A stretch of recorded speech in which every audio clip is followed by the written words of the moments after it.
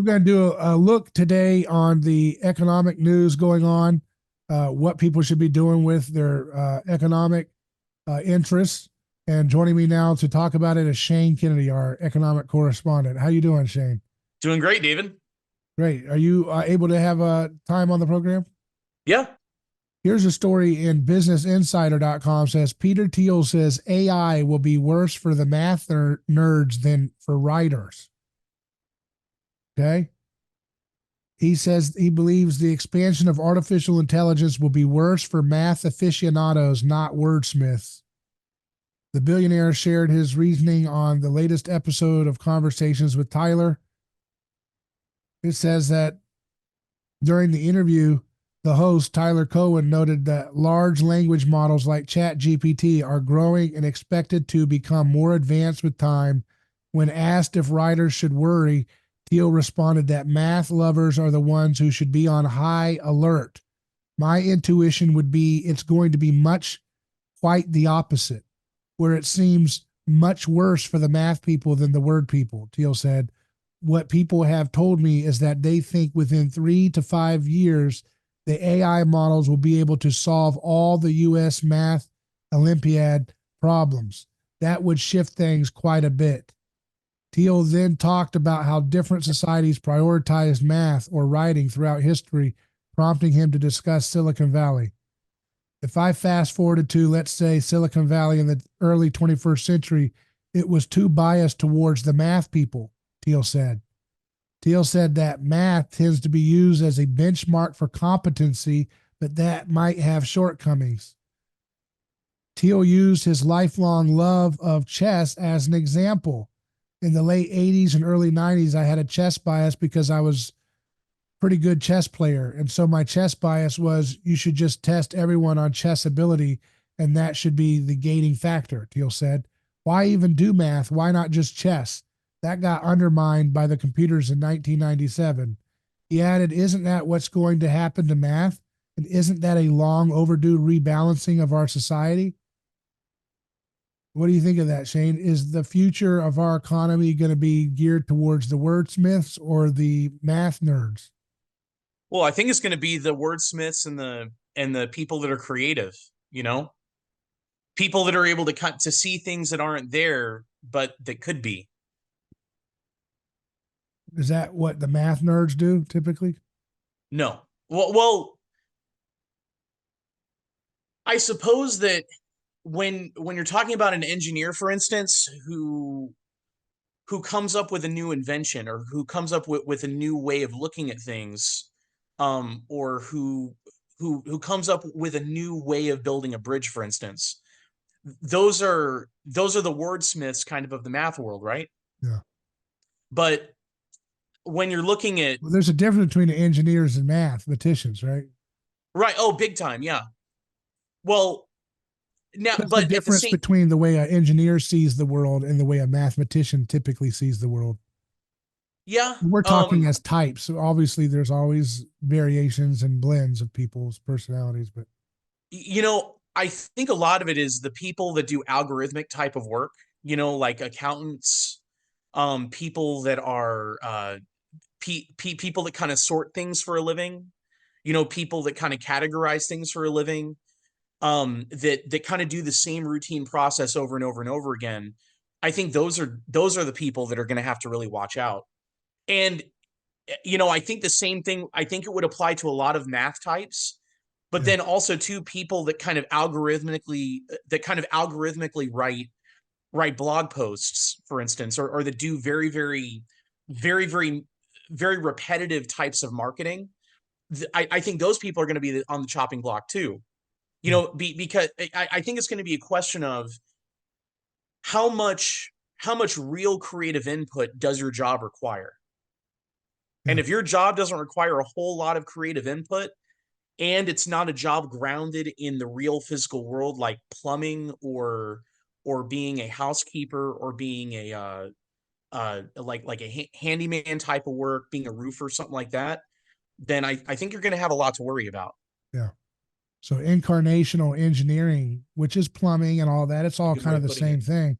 That's where the long-term opportunity lies. Now, Yeah. wordsmithing, people are worried that marketers and wordsmithers are going to be out of a job, but I think he has a point there that actually the math guys might be in trouble, right? Because, Yeah. you know, wordsmithing requires some level of creativity in order to, Hmm. create something persuasive or artistic. Well, at the same time too, you've got people that are wordsmiths that work for CNN or for Fox News or for NBC or something like that. And what they do is they algorithmically write articles, always from the same point of view. They just aggregate facts, and that's all Yeah. that they do. Yeah. And I think that type of wordsmithing is going to get, I think that'll get replaced by AI. But the people that are kind of taking everything and putting it together and saying this is what it means, this is the context of it, and this is its significance for the future. I think those are the kind of people in the world of wordsmithing that are going to be fine. Now, what about why do you think they have this new trend on Twitter where everybody keeps posting 15 steps, 15 things I learned about vitamin D? One, it is a vitamin. Two, this study in 1972 said that it allows people to, grow a third eye. Three, they have these little 15, these little 10 little Twitter posts. Everybody's doing it. It's a mimetic contagion, right? They're always talking about, I studied the Soviet Union propaganda for 48 hours straight. Here's what I learned. One, then a little tweet. Two, the next little tweet. Three, why has that become that Twitter thread thing? They've always had that for years, but now it seems like Twitter's almost 100% consumed by that. Well, it Um, seems it seems very mimetic, doesn't it? yeah, but It's what is that? Where is that going? Is that algorithm or is that a AI? Are AI bots creating those posts? it could be, but it could also be something as simple as that. In the world being as kind of chaotic and hectic and just crazy as it is, people thrive off of routines and recognizable patterns. Yeah, We've always joked how I'm a very very pattern oriented person. I'm a very big fan of patterns, of kind of doing the same thing routinely. And I kind of wonder if that type of a thing, it's just like people doing the Biden on social media too, posting videos of themselves doing that. That what is I that? think it Doing makes the what? people, Doing the yeah, of people doing the Biden. Remember when Biden may or may not have had an accident at the oh D-Day oh yeah celebration, and he yeah he he oh looked like he everybody's was, doing that now. yeah, like, Oh so yeah, yeah that's actually gone viral on TikTok and Instagram and everything. And so, yeah, people call that doing the Biden. I kind of think that people participating in kind of a universal routine, I think that makes people feel safe, and I think it helps to alleviate anxiety that people feel. It helps them feel like they're able to make sense of the chaos, especially if you're someone who is kind of like a materialistic evolutionist, and you just think that there is no order to anything, that everything is just pure chaos. yeah I think just doing the same repetitive thing everybody else is doing makes you feel better about yourself. yeah That and therapy. yeah. There's a I saw a tweet by which is a very this is a very classically right wing sensibility right now Hmm. by a guy named Darren Beatty who runs Revolver.news. He says he just tweeted out a few minutes ago. America has a lot of dumb, violent, low IQ people who are a net drag on our cities and communities. What to do with them? I think a lot of right wing people keep talking in various ways like that, right? Hmm. That's kind of the nut. That's at the core of like a lot of right wing fears and sensibilities every day. It's basically boils down to something like that. There's a lot of bad. He's saying dumb, violent, low IQ, dragging our cities. What to do with them, right? Yeah. Um, Christianity is the world that allowed for people to be able to live and flourish even if they did have a lower IQ or if they were Yeah. not as educated or if they had antisocial behaviors, right? I mean, you could go on a murder spree and still get 3-course meal in a Christian society in prison, right? You can get to be able to read the library too. I mean, it's other pagan societies did not tolerate that as much. If there was an Yeah. unauthorized murder spree, you didn't get celebrated with the life of 3-course meals and education, PhD, and possibility of parole. But so obviously Christianity has created a lot of the environment by which people can feel like a lot of people who are so-called dragging their community down are able to proliferate. But that is a very not Nietzschean sense that's now becoming more in vogue lately, right? And it's a reaction to so much of the decadence, so much of watching, uh, you know, insane mothers, bring their 1-year-old and 2-year-olds to watch an old male who's obese dress up in women's clothes and throw, bikinis at 2-year-olds. And you think, God, this is something so mind-numbingly stupid and evil.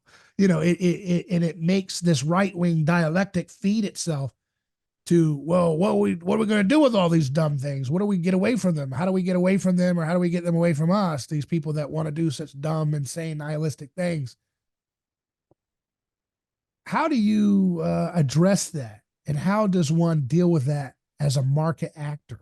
No one wants to talk about economics right now. Economics is not a popular subject matter. Yeah. Because it feels like it doesn't address the culture and the spiritual world and the moral world, and those types of things, the politics.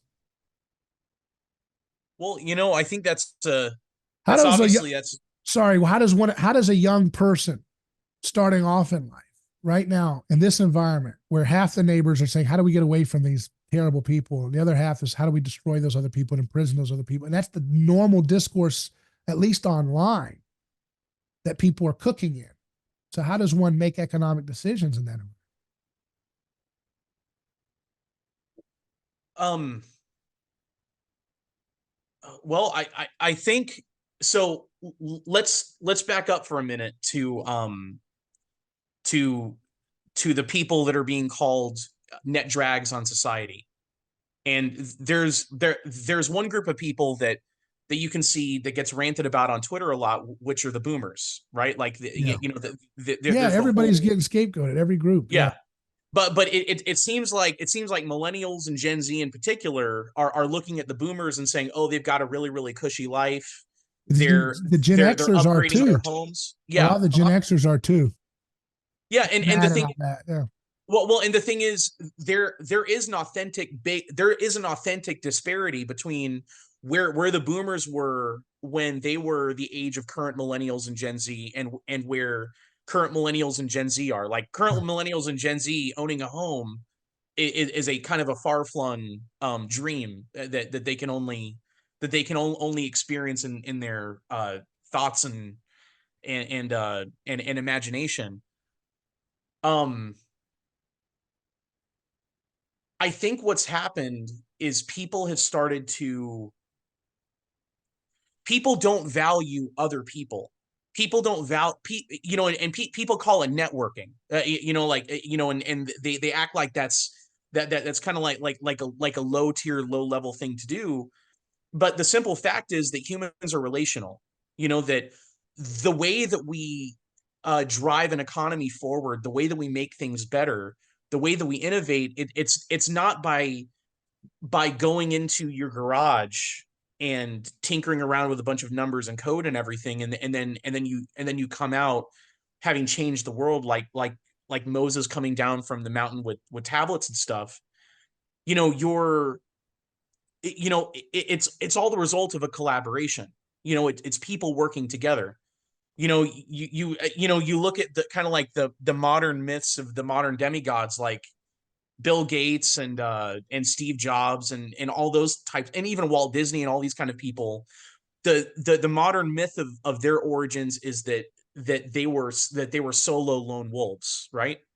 But in reality, they were just the kind of like the monarch or the patriarch of their organization that was built upon a lot of collaboration. So what my point is that I think people have started to look at money and savings accounts as being the means by which uh, the economy is driven forward.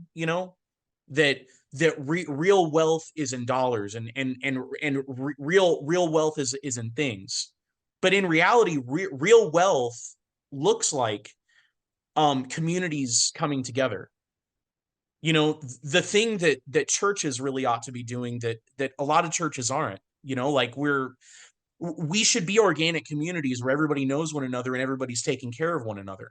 You know, and we're all patroning one another and all supporting one another, right? But instead what society's kind of gone to is we're trying to collect credit card points, you know, and we're trying to maximize our yield in our in like a high yield savings account or like a money market account or something. Yeah, can you imagine if you're at the end of your life and you're watching your life review as you fade into the veil, beyond the veil, and your life review is you're watching your life flash before your eyes, and it's nothing but looking at your credit score Yeah.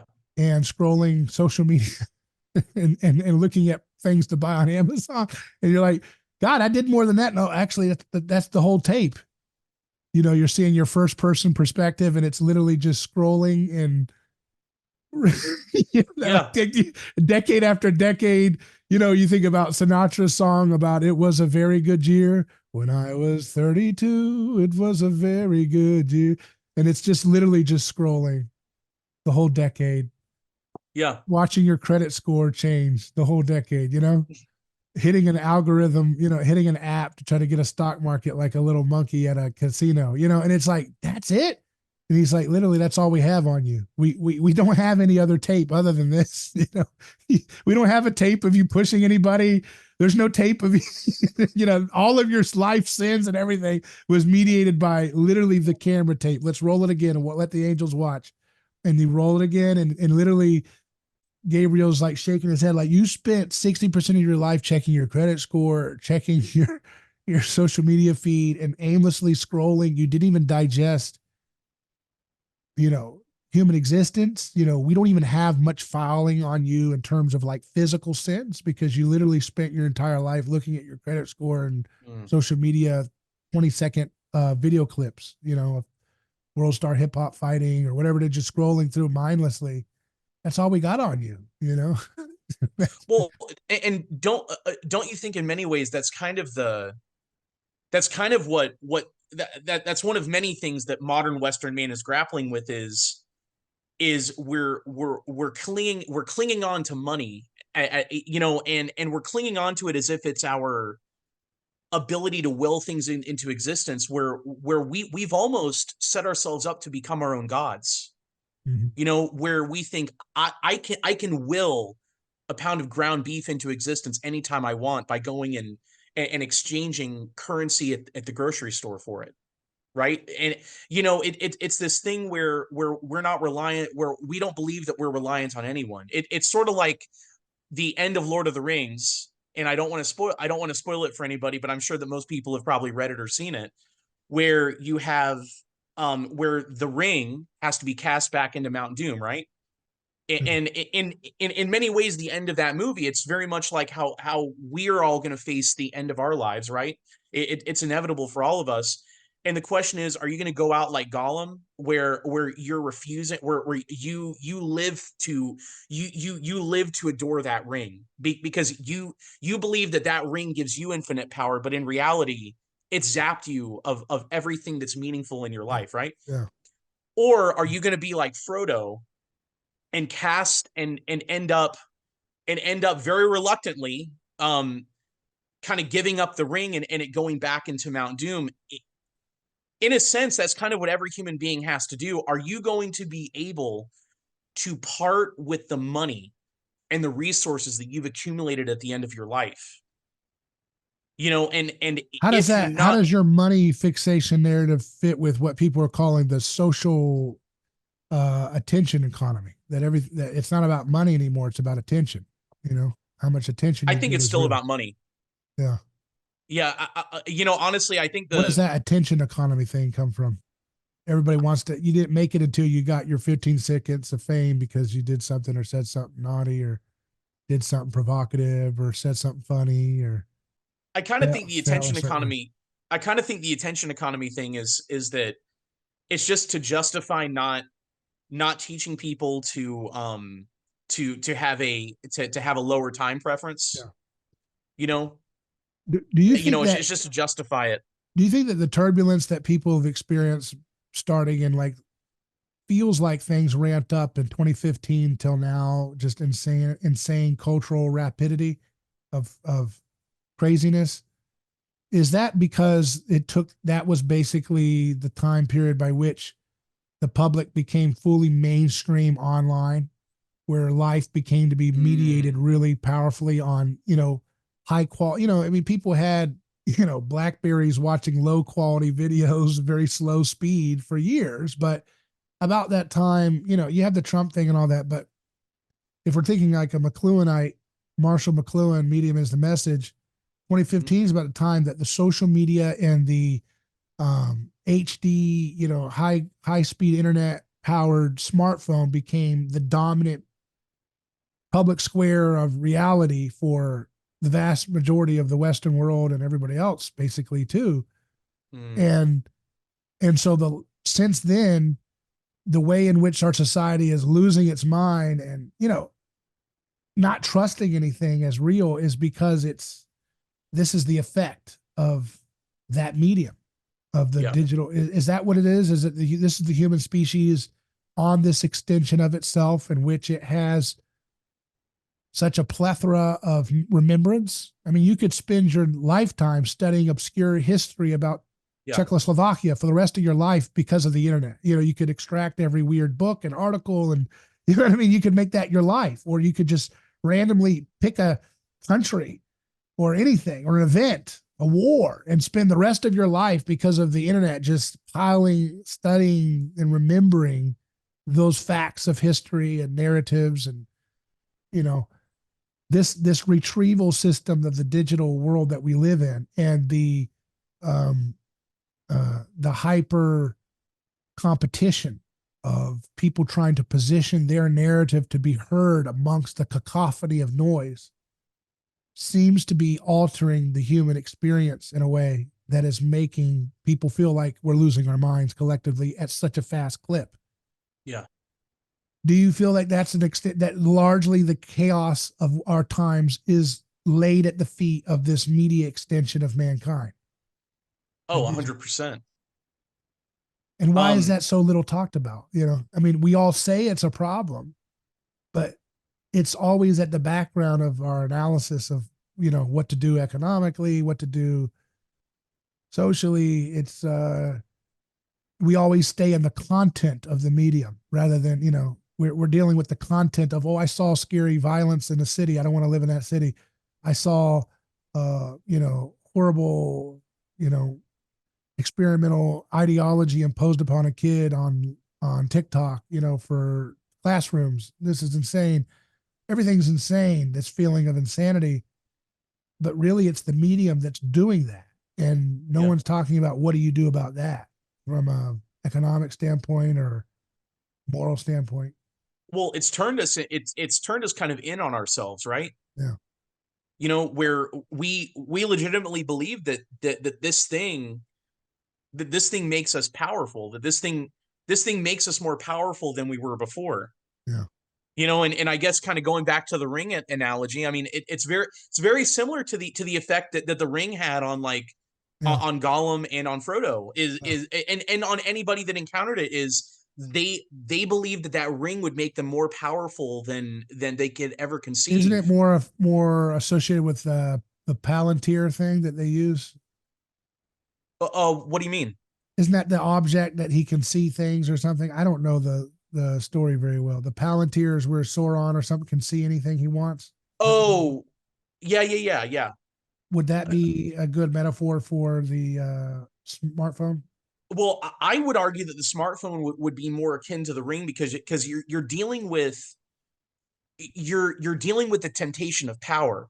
Because the thing is, I mean, it's the kind of power where you can go where anywhere. It doesn't matter where you are. You can go on your phone and you can purchase whatever you want, and it will arrive that same day or the next day, like through Amazon.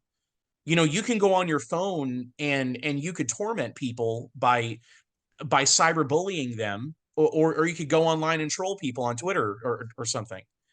But it's the kind of thing where, there's good and bad that goes along with it, but I think it's made us perceive ourselves almost as our own gods. Yeah. Where we're not reliant on anyone else, where we become our own gods over our own insulated universe. Yeah. And I don't think, and to return this back to economics, I think that perverts the way that markets operate. Yeah. Because markets rely on people collaborating with one another, whether it's directly or indirectly. Markets are based upon the premise of collaboration, and this thing kind of it kind of reorients our minds away from collaboration. Yeah. If But yeah, that that's all. makes any sense. But all people are doing is reading about other people's things and events and videos and tweets and posts and videos. So in some sense, they are collaborating in a virtual sense. Well, They're what sharing, they see in a video and they get to help elevate it to star status, or they get to mock it, or they get to turn it into a meme and mock people, or they get to but go on but I think this is waging war and arguing with some stranger online forever and threatening to but ruin their life. And that's the biggest scalp, is when you can penetrate into the real world and make someone lose their job or be afraid of their life and their family. That's like the ultimate. Oh wow, now we've really breached the video game, and we're getting a scalp in physical world, which is like this kind of like the ultimate cathartic experience of this online vicarious experience. but in many ways, though, we're not interacting with the other person. Yeah, We're interacting with an abstract idea right. of That's a good the point. other person. We're Yeah, interacting with abstract contrivances. yeah. Like, so This is really so something that the printing press really did this too, right? Taking words and putting them on a yeah, paper and making you read them privately to yourself creates this false sense of detachment from your yeah, community and allows you to create ideologies and abstractions that are not based in reality, yeah. and then get other people to agree with your written words, and then you've got a whole thing going, a cult or Yeah, yeah. whatever it Well, is you you know want. what? That's a real I had never thought about that. That's a perfect analogy. This is like the downside, and the thing is, there were obviously upsides and downsides to the printing press. There are obviously upsides and downsides of the smartphone. But this is like the printing press on steroids. Yeah. The benefits and the um downsides, Yeah. And that printing press like effect. It's like Clinton Ignatov is a guy I've had on the show. He's a student of McLuhan. And he said he had an article one time I like, and he was just talking about the effects of print media. And he says at one point, we don't understand. When you go to a theater, you understand the red curtain and the dimmed lights is an experience that you're being taken away into. But we don't understand that there's theater, same experience that's happening when you pick up a newspaper or you read a book or you read a tweet, that's also inviting you into a kind of theater that takes you out of reality. Mm. And then he says, for example, I'm not here, and I'm just writing an article, but I'm not really here. You're just staring at a screen. And that kind of Yeah, being yeah, able to think about things in that way, right? You're not talking to me right now. Even though you're reading this article, you're pretending, you're suspending your disbelief as if you're communing with me through this printed text on a phone. But in reality, I'm not here right now. You're just sitting, if you're in your car, at a gas station and you're reading an article or something, waiting for a gas pump or whatever to be filled with gas, you're just sitting there, and all of a sudden you're reading an article about media technology and he's not really there, but you have to suspend the disbelief to believe that they're there in order to experience, the idea, and to kind of otherwise you'll just, lose your mind thinking that you're just staring at a piece of glass all day. yeah. Literally with circuitry, creating this illusion that, there's something happening here other than a kind of banal gesture. right? That is creating this kind of fantasy, right? That your mind constructs that today I'm logging on to X and I'm going to battle against the people who don't want another $200 billion for the Ukraine war. This is my Yeah. cause. That's not. You're part of a video game. This is a virtual reality. You don't know it. You don't know that you're part of a theater right now. Yeah. You're being suspending your disbelief and falling into this, right? And it's affecting your nerves, right? I mean, imagine humans picking up a piece of glass and it makes their heart go up because they're raging angry or they're terrified because they just watched the latest transmission of a conspiracy show saying danger, danger, World War III, Armageddon.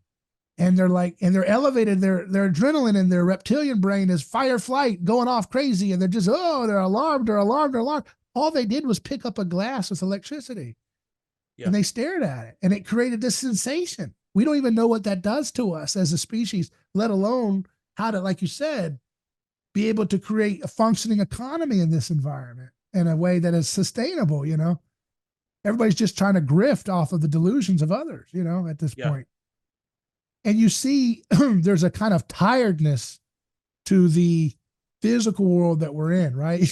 People talk about this like the Gen Z doesn't want to work, right? They say they'll quit their job if they're asked to come in. They come in their pajamas, they told to mop the floor, but the floor hasn't been mopped in the greasy pizza restaurant in 5 years, and there's seed oil sludge, formaldehydes, and all these toxic things coming into their lungs, and they don't care.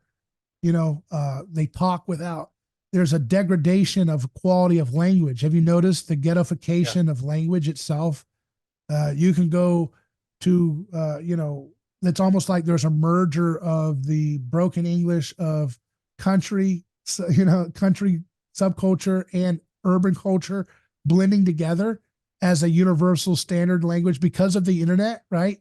Standardizing this kind of degradation on different sides of the English language and then transmitting it out as the new standard of high status.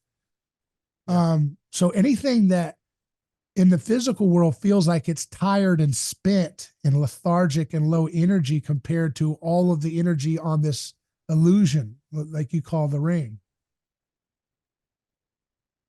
Right. So the question is, how do you make a just, honest living in that environment? Right. I mean, and what trends would you look for in terms of where to position yourself? It is, a lot of people would say start your own business, right? And then the question is, well, what are you going to start? For anybody that's just starting out, like especially Gen Z, and I've got I've got friends who are Gen Z, like fresh out of college, and I've got one that works for me, and the thing that the piece of advice that I've given to all of them is to go and meet people, to go and work, to go and find a job somewhere, like somewhere part-time or whatever, or full-time, but to make your goal to meet people, because ultimately it's who that's going to set you up to become who you're going to be, and I think that's a really important thing, because it's not what influencer you follow, and it's not even necessarily what articles or books you've read that are going to shape who you become. It's who it's what about who do you people who spend are time with? surrounded by whole communities of antisocial, insane sociopaths, broken families, violence? They're in the inner city and you're telling them they don't know anybody, their aunt, their cousins, their brothers, their sisters, their mothers, their fathers. It's a whole war zone. And then their churches are corrupted with fake bull and nonsense. And then they go to the school and it's garbage education there. They go to the where are you supposed to find good, wholesome role models to be around in that environment? You're a young Well, person. no, nobody is you're if you're going around looking for a perfect person, you're going to be searching forever. But especially for somebody that comes from kind of a rough background.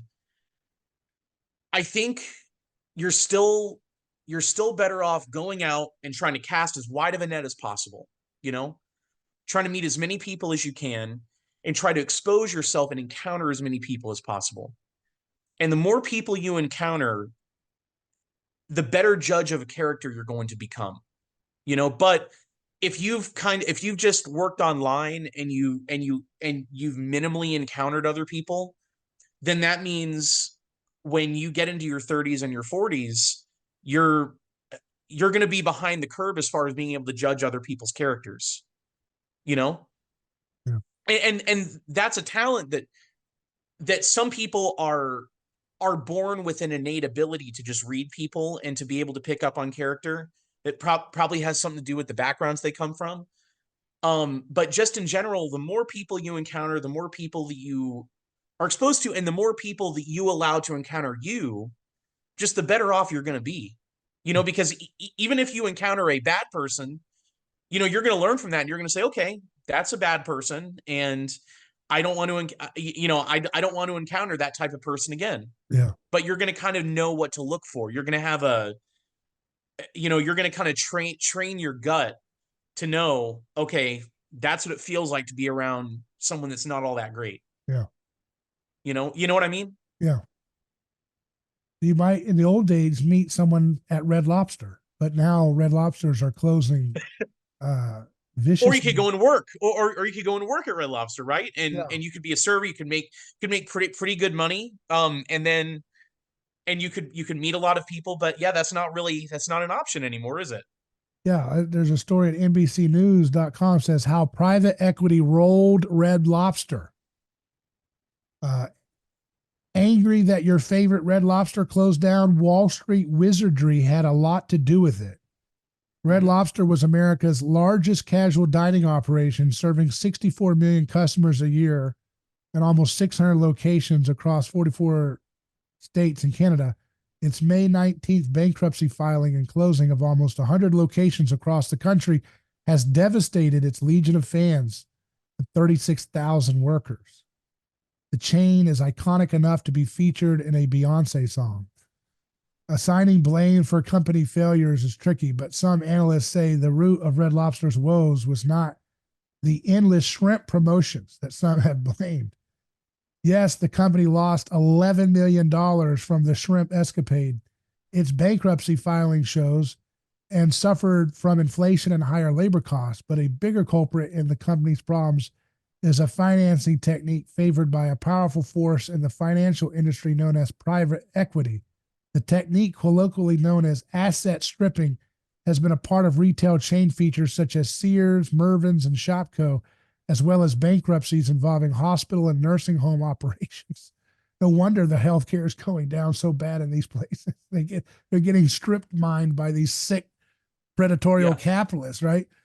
You know, it's amazing. It's a wonder. It's no wonder that millions of people turn to nihilistic, idiotic, anarcho-communism, right? Because they work as a waiter or waitress at these types of places and they watch these things get totally destroyed. And they say, okay, so that's what capitalism is. That's what free competition is. And that's why market competition can only function with a spirit of moral beauty, like what Christianity offers, right? It can't function.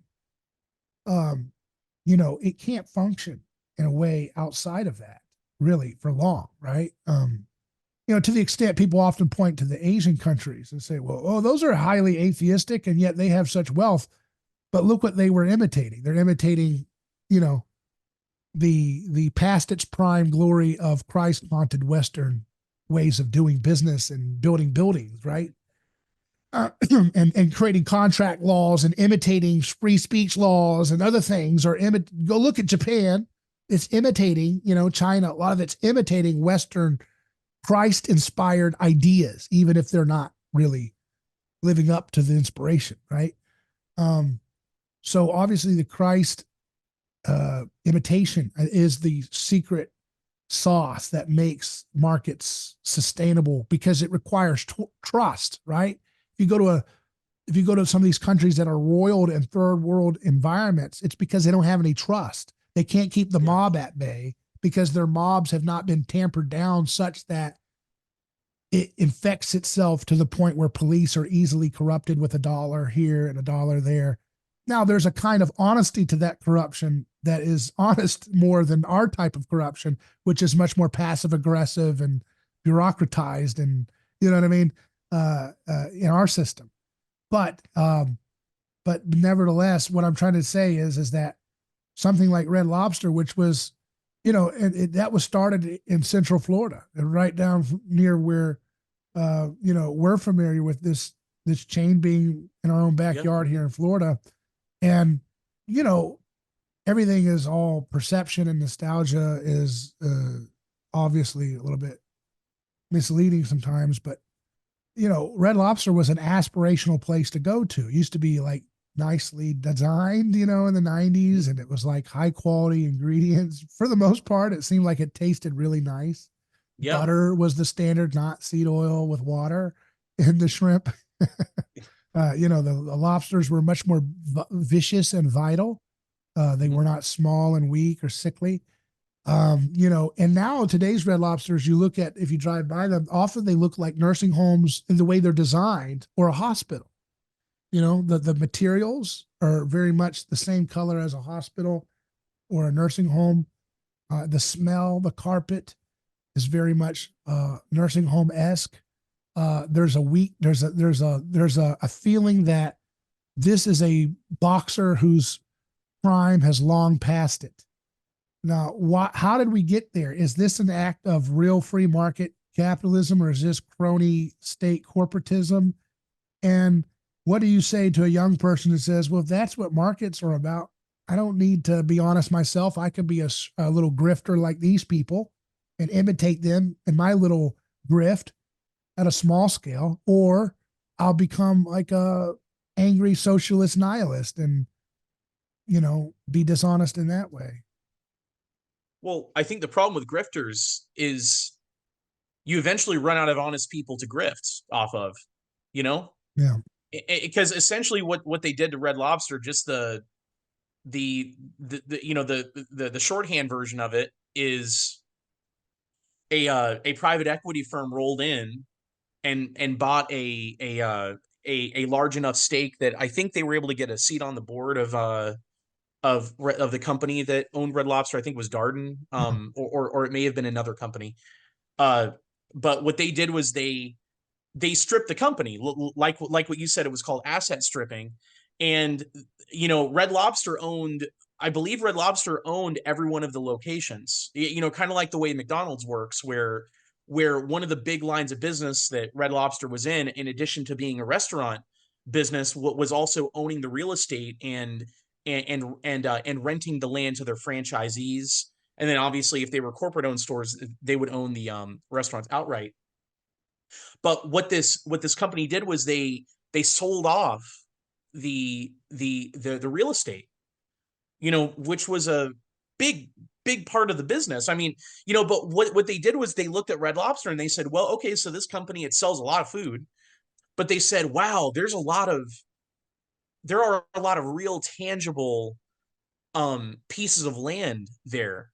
There are kitchens that have a lot of equipment that's very valuable. There's a lot of probably like food warehouses and stuff that this company owns and everything. Wow. So if we were to sell off parts of that, we'd be able to make, and then somehow port that money from the official bank account of Red Lobster into our bank account, then we could make quite a bit of money off of this. And basically what ended up happening was, it's like a hostile criminal cartel coming into a company and to sabotage it for profit, right? Exactly. It would be equivalent if you have a little family owned mechanic, a little auto mechanic like up the street or something, and let's say they've been in business for a while. Well, mechanics have a lot of tools, a lot of very, very valuable tools, very specialized things. Especially today, they have to have all kinds of electronic equipment. Yeah, they have a lot of pretty complex things up there. So that would be like somebody buying the business specifically so that they could sell off the valuable pieces of equipment, and then basically either shut it down or just let it become a just kind of a rump of what it was before. And that's what these kind of people do. They roll in with a bunch of cash That's what Mitt Romney because was doing, something like that, right? Bain Capital, named after Batman the villain. Batman villain. Yeah, they would roll in and buy. In That's fact, why I they think. wanted him to be president, because he was going to strip mine the assets of America for those same Mhm. same type of oligarchs, right? Yeah, That because don't care about the. That's really what's happening to America's assets, right? yeah. And remember, that's what happened like after they passed NAFTA, like back in the early '90s. And I think Mitt Romney made a lot of money off of this. Was what they would do is buy a company, and then they would auction all of its assets off and ship them down to Mexico, and then those assets, like we're talking about multi-million-dollar pieces of equipment that would be used to manufacture like hoods for cars, like pieces of equipment that would take up an entire factory floor. And what they would do is disassemble them piece by piece, put them on a train, ship them down to Mexico, and then eventually they would re-auction them off again and then ship them over to China. And so, because at the end of the day, these companies don't have a vested interest in what's best for the community or what's best for people. They just want to make a short-term gain. They want to increase the money in their bank account. That's all that they want to do. Now, what would you say, that a state should come in there and stop that, or that we should, to the degree that a state gets involved, remove some of the rigged regulations and so forth and rules that allow these kind of artificial dynamics to take place so easily, in terms of rewarding the uh, vulture capitalists, as they call them? Well, as well as I do that the state itself is what enables them to be in the position that they're in, right? Who? Where the state charters the central bank, which allows which allows banks to issue money based upon US debt, and they're able to multiply their reserves. And the people who tend to be closest financial to the financial teat are these bankers and financial institutions and private equity funds and all these people. And what they do is they use that freshly printed paper, which I guess freshly typed digital currency, or whatever you want to call it. They use the new money to go and buy assets in the economy, and instead of using that money to drive growth and to drive value, in a good way, what they're doing is they're downsizing the economy and liquidating it, and reaping a short-term gain off of that. And I think there's a really good case to be made that the people who used to really dominate that sector, which we would call like the WASPs, like the class of like the JP Morgans and the Carnegies and all those kind of people.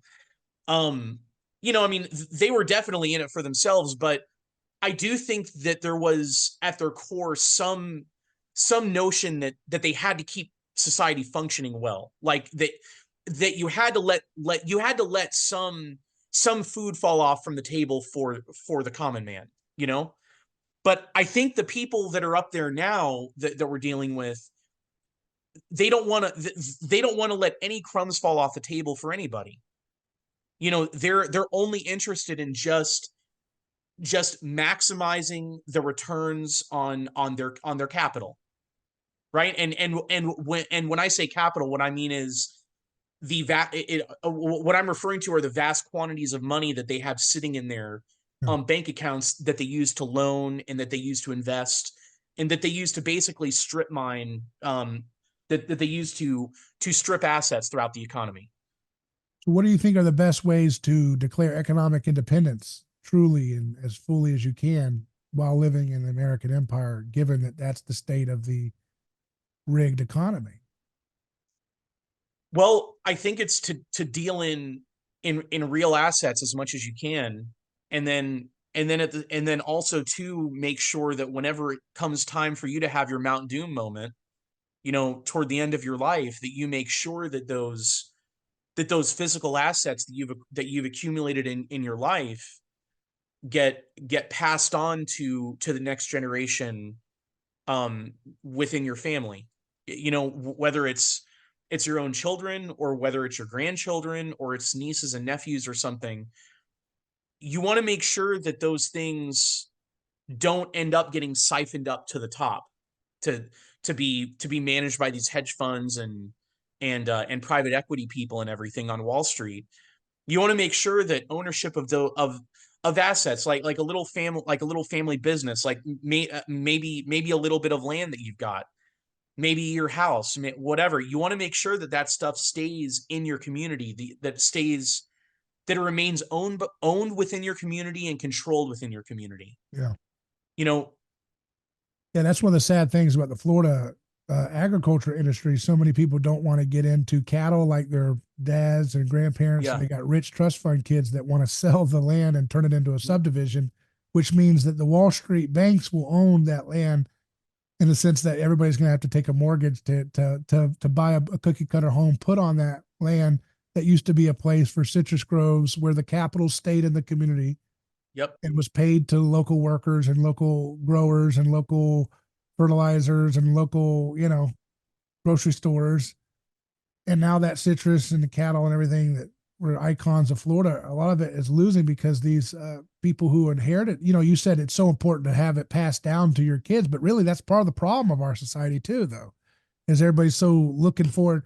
I know you're thinking of it in the boomer sense, that you think you're accepting the meme that, which is some truth to it, that, a lot of them are going on giant trips around the world instead of investing in their kids' future. But really the establishment has never had a hard time, in my opinion, keeping it in the family. And that, yeah, and that's part of the problem though, right? Is that, like, you get these grandkids that don't want to work on the cattle field or learn the business or do citrus groves. They just want to say, well, daddy, I can sell it now. And this company, this developer is going to give us top dollar, and I can use that to go down to, Cancun. Wow. And spend $100 on shrimp or something for one meal, that kind of stupidity, right?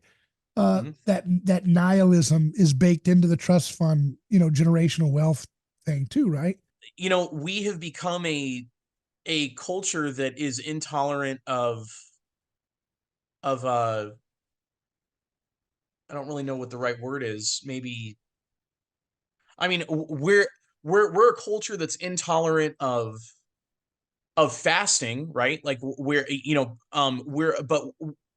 also intolerant of, I guess, not indulging. Like, so because our culture tells people now that they're to derive their meaning from the dopamine dose that they receive from consuming, that every moment in life is supposed to be an indulgence. Yes, go ahead and reward yourself with the seventh cruise in the third month, going on your seventh cruise this year. Like, go ahead and indulge yourself and everything. It's like, there's a certain point where going on your seventh cruise of the year, there's nothing special about it anymore. Like, and when you eat a massive dessert every single day, then there's nothing special about eating dessert, right? Like, and I think that's kind of, yeah. And I think that kind of goes in, I think that kind of speaks to the fact that because our culture has lost, the Christian tradition has been replaced by the whole post World War II thing that you've talked about many times and pointed out to me that I hadn't thought of before. That is But the post World War II is just a surface religion that's thoroughly riding off the back of Christianity. Christianity is still driving everything. well, but Our rebellion of it is driven by Christianity.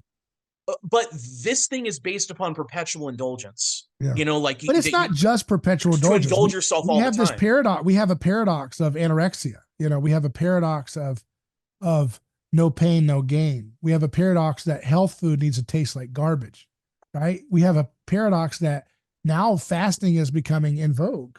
You know, um, people are literally taking Ozempic, which is this lizard venom that paralyzes your intestinal tract so you can reduce some weight. So people will have this paradox where it's feast or famine kind of thing, where it's like it's like a drug addict, or you know what I mean? It's like all in the decadent, disgusting level, or then you must, harm your body and deprive it unto death to try to atone for your guilt for overindulging, right? Instead of a kind of a balanced harmony of both, Yeah. Dr. Ray Pete, who I had on the show, he said he used to eat over 5,000 calories a day, and he was lean, and he just walked very gently in the Department of Forestry planting trees. Wow. And this was the 1950s. He ate 5,000 calories at least a day, if not 9,000, he said some days. So he was lean, and you wouldn't call that glutton. It was just that humans were able to eat vital foods and have lots of energy.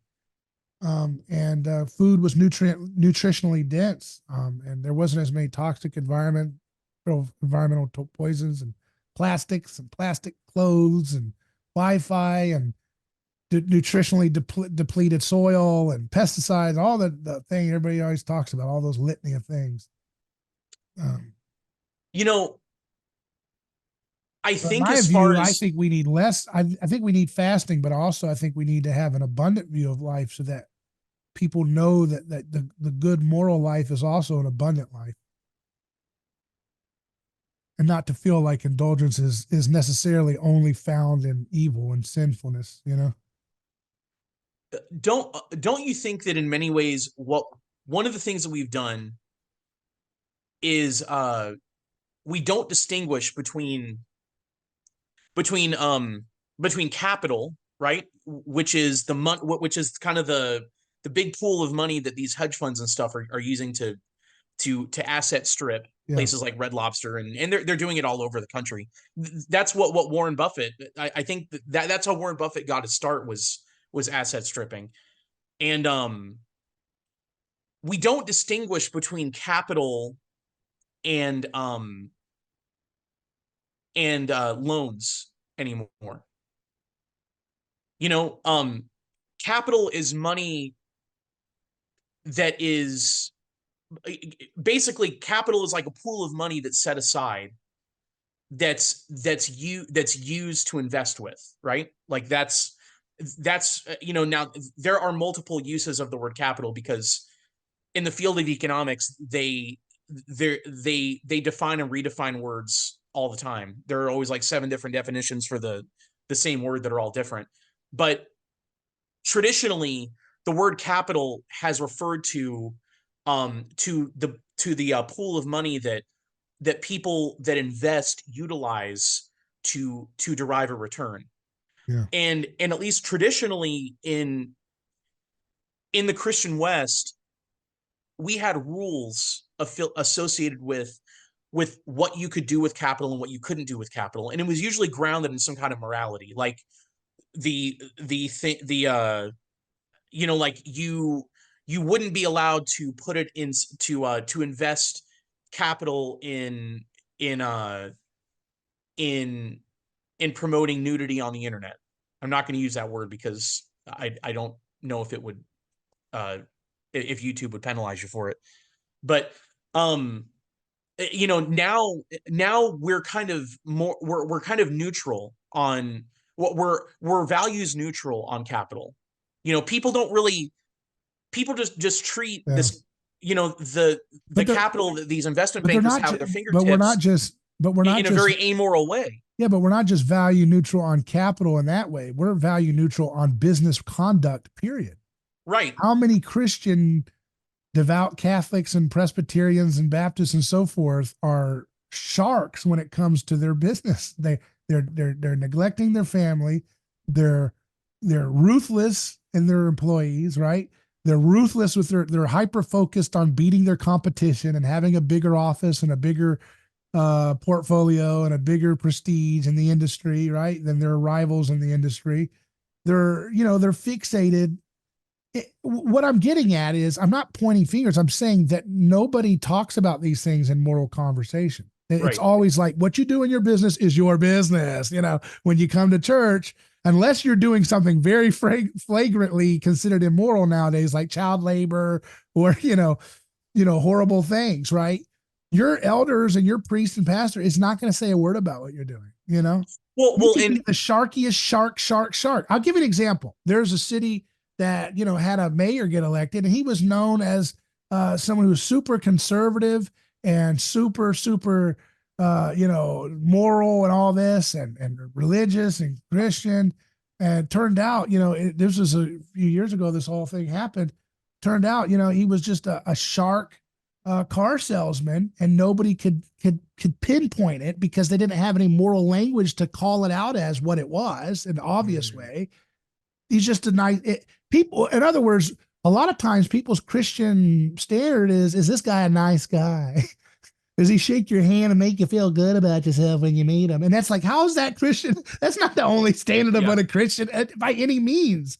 If you're getting people into debt, I think people who sell lettuce are con artists. Okay. If you're selling lettuce, there's no nutrition in it. I mean, why are you, especially expensive lettuce? You see what I mean? If you're selling expensive, overpriced, nutritionally devoid lettuce and you're selling it for an obscene price, you're a bit of a con artist, and you should be ashamed of yourself if you've made millions of dollars tricking people into a lie, just like selling fish oil supplements. You see what I mean? Now you got me on a tangent because I like what you said about the capital thing being this amoral thing you're not allowed to talk about. But, there's this story from the New York Post. Fish oil supplements may increase heart disease and stroke risk, a new study finds. And I think you got to be careful about a lot of studies, but I think consistently, if you understand what omega-3 rancid seed oils or fish oils do, they are a problem. And yet people can look into the data and still sell fish oil supplements in their store and say, well, I'm a Christian. It's up for them to decide what they want to buy. I'm just a market capitalist, right? Right. Or I will sell overpriced artisanal lettuce, hydroponically raised with no vitamins, no minerals, $8 for a small thing of it, and make people believe they're eating healthy when literally you're just selling an indulgence, arrogant Ponzi scheme in a fork, and you're okay with that, and you think you're Christian, right? I can go to church and take my Eucharist and then go back and put on my glasses and sell nutritionally devoid garbage food and say, wait a second, what am I doing here? I'm telling people this is healthy for them. I'm telling that this is worth so much that you should spend an exorbitant amount of money every week on your budget feeding this useless thing that humans don't really eat without mimetic pressures telling them to do so. And I understand, I'm not trying to beat up lettuce. I'm just saying, to people think that that's like the foundation for health. They douse it in seed oil. There's no vitamins in the lettuce, and there's nothing good in the seed oil dressing. And then people pat themselves on the back and say, I'm just fulfilling a market need. You know what I mean?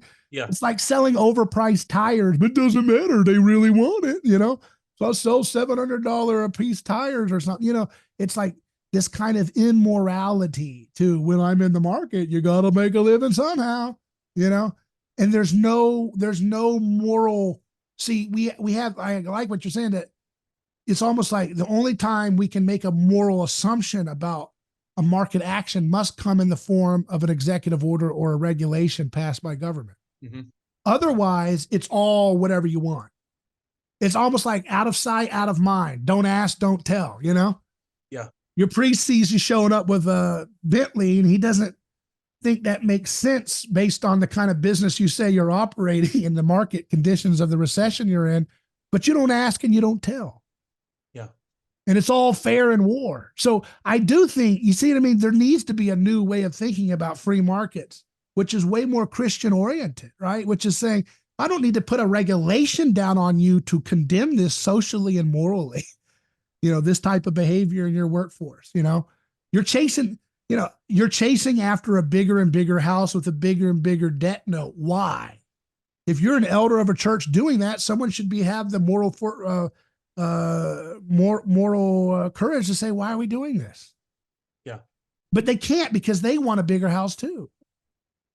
Yeah. You know what I mean? No one's ever content with what they have. They want to have bigger house, bigger car, bigger, they want to feel like they're winning and they're beating the other people, right? The rat race experience. I think that whole thing needs to go to hell.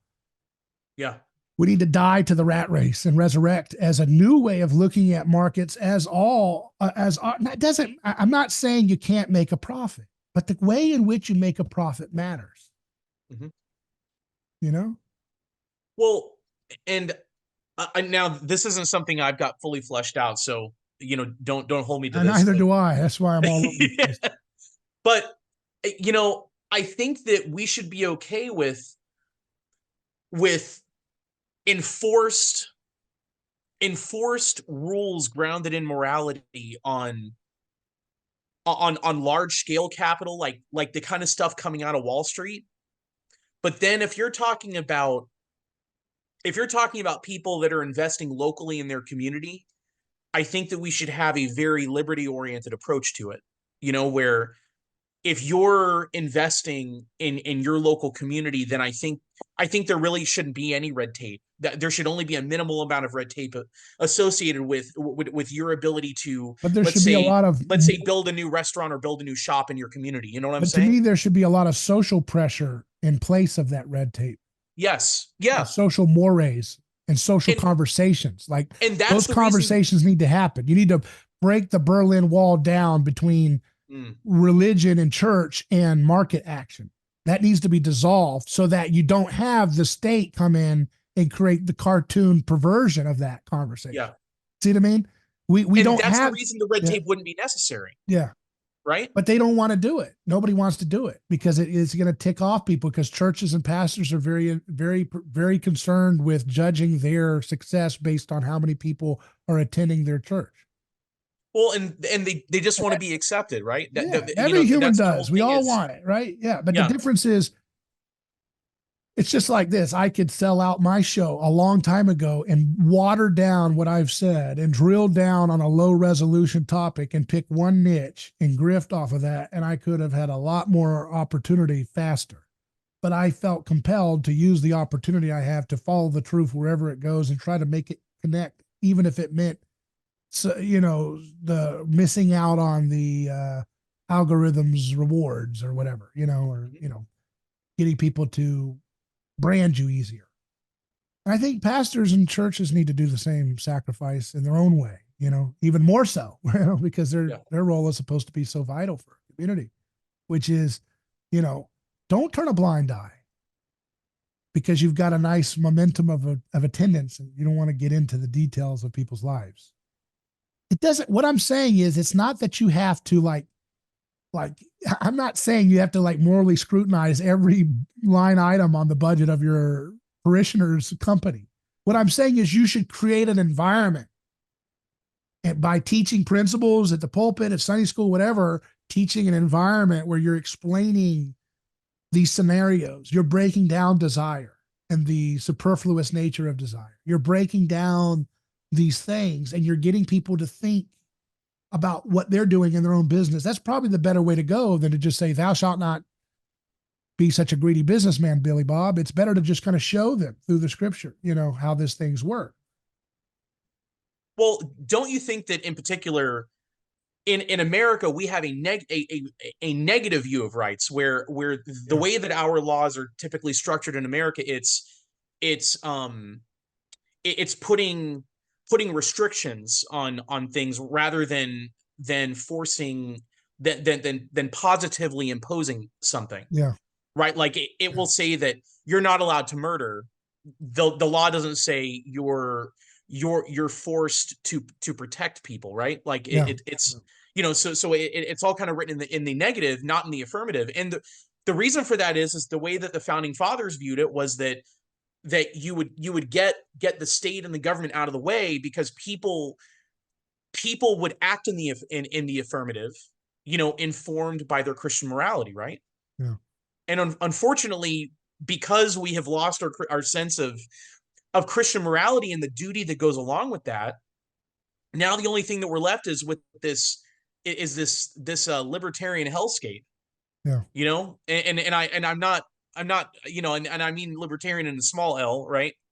But And it's not a libertarian economy. It's a heavily Right. regulated, heavily, but it's libertarian in, I guess, delusion. I Well, don't know. well, it just, People it feel like they're reduces. libertarian. They're not really libertarian, Well, and that's the thing. It reduces people down to just themselves. Yeah. And in reality, you you derive your identity from your relationships, right? Yeah. Your, mother, son, daughter, nephew, friend, all these different things. And ultimately, I think just to kind of summarize everything up, I think that an economy that's not grounded in love, kind of operating from the Thomas Aquinas definition, willing the good of the other, I think is an economy that has to be grounded in power and exploitation and the imposition of wills against others, Yeah. you know? And unfortunately, I think, and again, people are not perfect, but if you profess to be a Christian and you are doing something that is not grounded in you willing the good of other people, then you need to you need to pray about it. You need to ask yourself, is that something that I should be doing?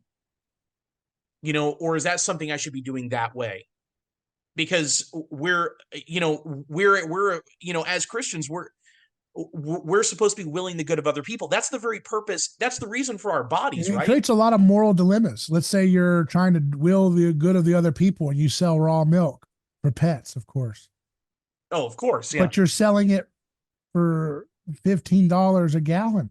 Now, maybe you have to, I guess. I don't know the economy of these different situations, but when you're selling something that is a staple food for families, they're going to go through a lot of gallons if they got a couple kids, 2 or 3 kids, that's a lot of money. And then you get, and I know that inflation creates this moral rot in all these questions, right? It screws everything up. But at some point, aside from the inflation part, it becomes a really a big moral dilemma. Like, how can I keep saying this is really for my neighbor when they're spending $800 just to have the way milk was supposed to be? Now, again, supply and demand as they are, all those things have to be kind of factored in to some degree, but to what extent? In other words, imagine you created a cooking oil empire, Shane, or you inherited it, and then you saw my show and you're morally racked to the core. You saw all these great iconic scientists and researchers bring the receipts about the overwhelming mentally retarding effects of seed oils, the causing of diabetes and cancer, and yet you're the inheritor of a very lucrative, profitable mom and pop seed oil distributor. What would you do in that situation as a Christian who wants to follow Christ? That's a difficult thing, and that's the conundrum that Frodo was in at the end Yeah. of Lord of the Rings, right? Yeah. Of do I cast this ring? Do I annihilate this ring, or do I keep it? Mm-hmm. Because this is power that I can wield and be like my own God Yeah. and not rely on others. I can impose my will on others. But you can go to So every church in America and get your priest or pastor's deep blessing if you inherited a seed oil company. You get what I'm you see how mismatched reality is? Do you well, see how yeah, mismatched reality is right there? You go to yes, almost any church in America, which is supposed to be the moral compass of the community, and yeah. say, I inherited this mom and pop seed oil Inc. company. We supply all this rancid seed oil, soybean oil, and everything to all these restaurants. It's such a great business. There's so much profit. We donate 10% to the March of Dimes. We donate 1% to the homeless people. And then I saw this podcast, and he's saying it's all this stuff's bad and all this stuff. What do I do? What do I do? What do I do? And most of them, now if they're informed about the subject, but that's very rare, they might say something interesting. But that's an interesting question, right? How can I profit off of spreading healing? You know, how can I profit off of like poisoning my neighbor and just assuming, well, they don't know, it's their job to do their own homework, it's the market, somebody's gonna, that's what all Christians do, somebody's got to supply that demand. If it's not me, it'll be somebody else whose oil will be even more rancid. I'll make it more ethically produce seed oil or something, Yeah. So they'll do on the margins and try to get away with it so they can go to their little Hawaiian vacation and buy their fancy car, get into the right zip code and get into that, the gated community and get the right fashionable clothes for their wife. So, and then their priest or pastor says, well, are you paying your wages on time? Yes. Are we doing you take care of your employees? Yes. Are you defrauding people? No. Okay. Sounds like you got a good business. Keep doing it.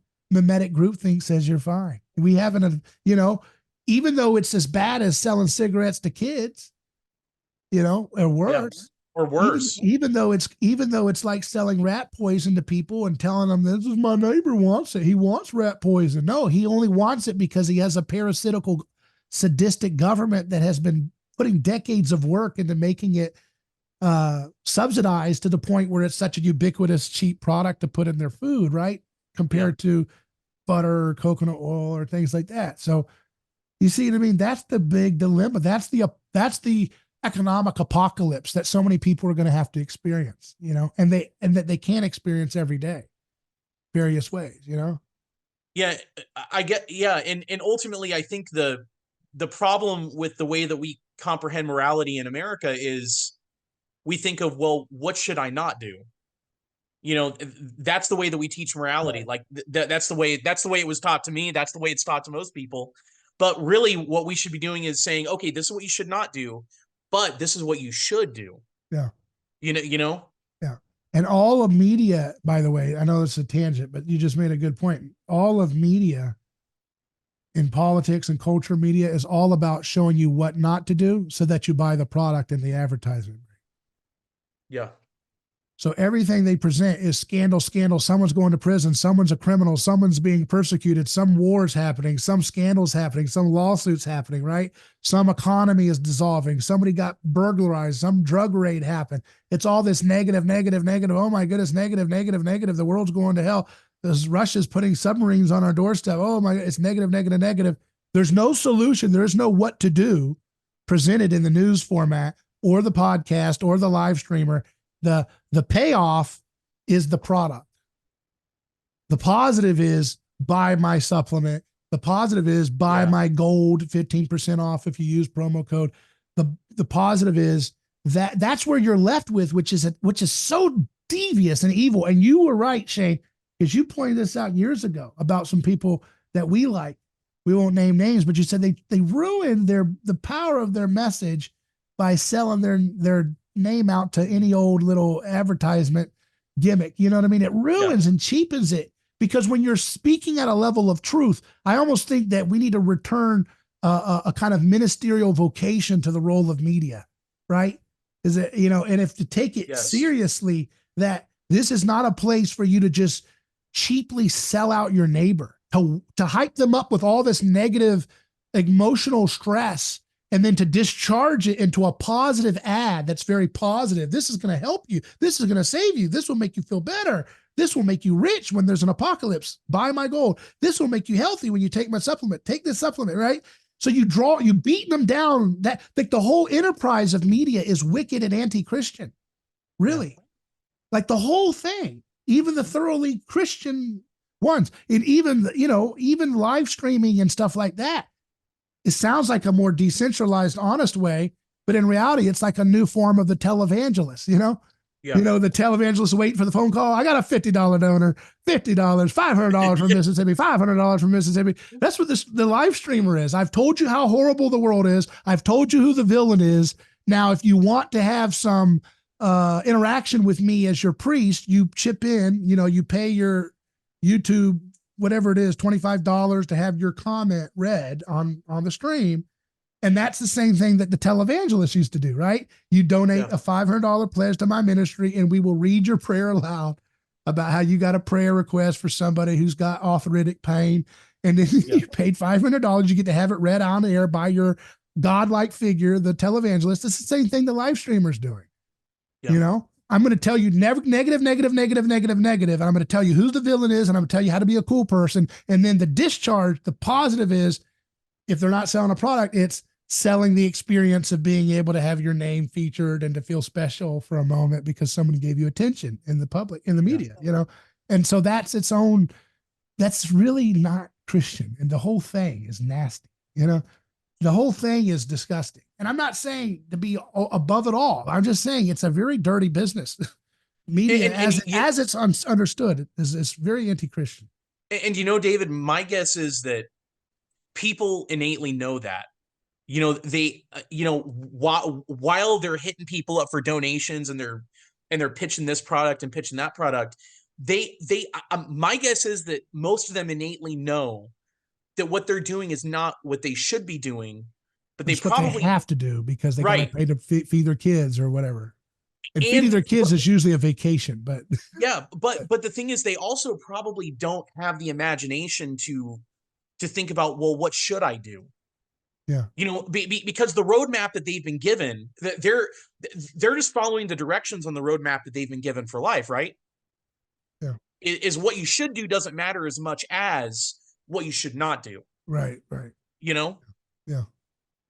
Right. Which is kind of antithetical to the Christian message. Right. Yeah. And so many people really what you should do is more important than what you should not do. Yeah. And so many people are drawn to traditional forms of Christianity for the wrong reasons in a negative way. I'm not Protestant. I'm not this now. I'm not a modernist. I'm not whatever. And I'm negating something that I was. And it's that act of negation that one finds a sense of sacred, special boy status. I've made it, but there is no positive.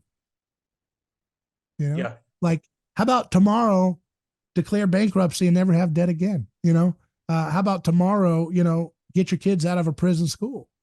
How about tomorrow throw away all the seed oils of your neighbor down the road who's an old lady who's in deep diabetes pain and can't move and can't think because their blood pressure and everything's going through the roof, blood sugar. So no one does anything about what to do. It's like you said, it's all about, I am not this. My identity is not this. I am not white. I am not, immigrant. I am not MAGA. I am not woke, right? I am not this. That's who I am. I am not that more than you are. I'm more not that than you're not that, and in many ways, I think that's the reason that people are in such an identity crisis in America, that people are turning to a bunch of whacked out ideologies. You've got people that are like, you even got like weird little Gen Z kids that are becoming Maoists and stuff like that. They're turning to all these things because these weird ideologies will tell them, well, this is what you should do. Yeah. And these kids, their entire lives, they innately know that they should know what they should do, but they've never been taught that. So they're like, well, at least I can cling to this thing and it'll fill the void for me. Yeah. Well, very good. Thanks, Shane. I really appreciate your time. It's always great talking to you. Yeah, David, you too. And if you want to email us, you can. hello@aneighborschoice.com. I'm David Gornoski. Godspeed.